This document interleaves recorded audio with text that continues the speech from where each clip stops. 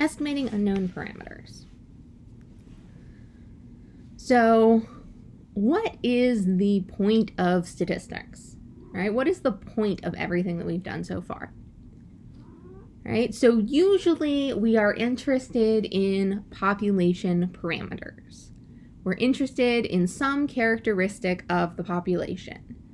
The average height of all Americans, or the proportion of people who are going to vote for a certain presidential candidate, or something like that.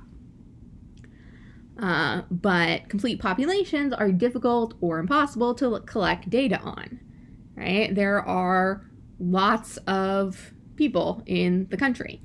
And, we can find the exact proportion of people who are going to vote for a certain candidate once during the actual election.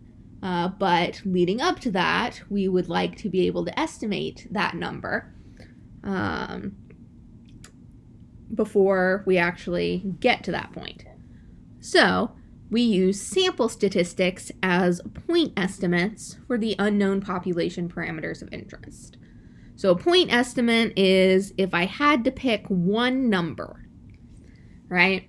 So if I poll 100 people and 53 of them say that they are voting for Tony Stark for president, that 53% is my point estimate, right? That is, that's the sample statistic that I got. If someone asked me what percentage of the country are going to vote for Tony Stark for president, my best guess is 53%. But if I take a different sample of 100 people, I might get a different number. Sample statistics are going to vary from sample to sample. And so it's useful for us to be able to quantify how those sample statistics vary. And this gives us a way to estimate the margin of error associated with our point estimate.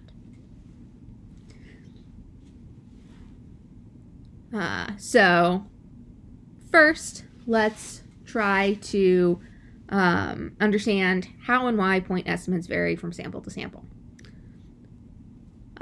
Suppose we randomly sample 1,000 people, and we find the proportion of them that plan to vote Democrat in the next election.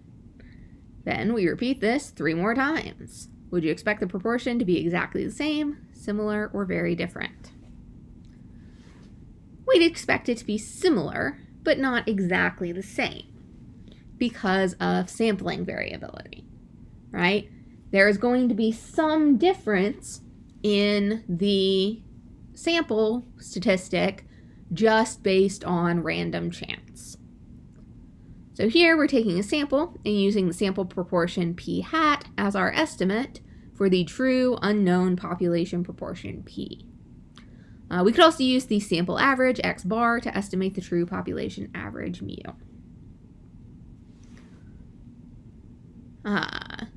In the last chapter, we saw the standard deviation of p hat is given by square root of p times 1 minus p over n.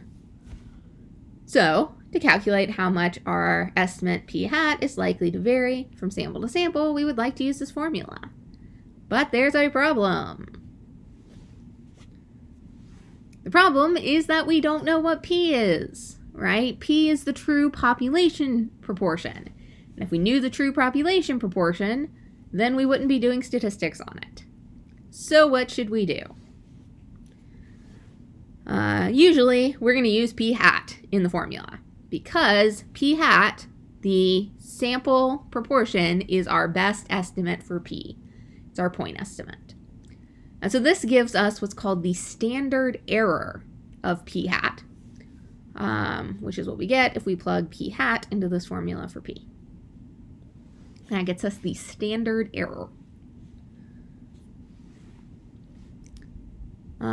So the difference between error and bias. Bias describes a systematic tendency to over or underestimate the true population value.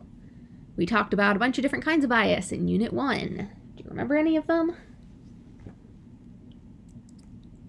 We talked about undercoverage bias. We talked about volunteer response bias. We talked about non-response bias.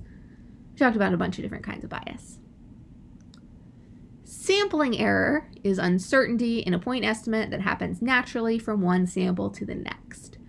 This sampling error is due just to random chance, right? When you randomly sample something, you are going to get, some of those samples are randomly going to be close to the true value, and some of them are randomly going to be a little bit farther away from the true value.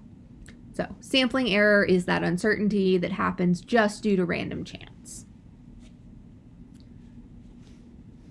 And that's it for today's video.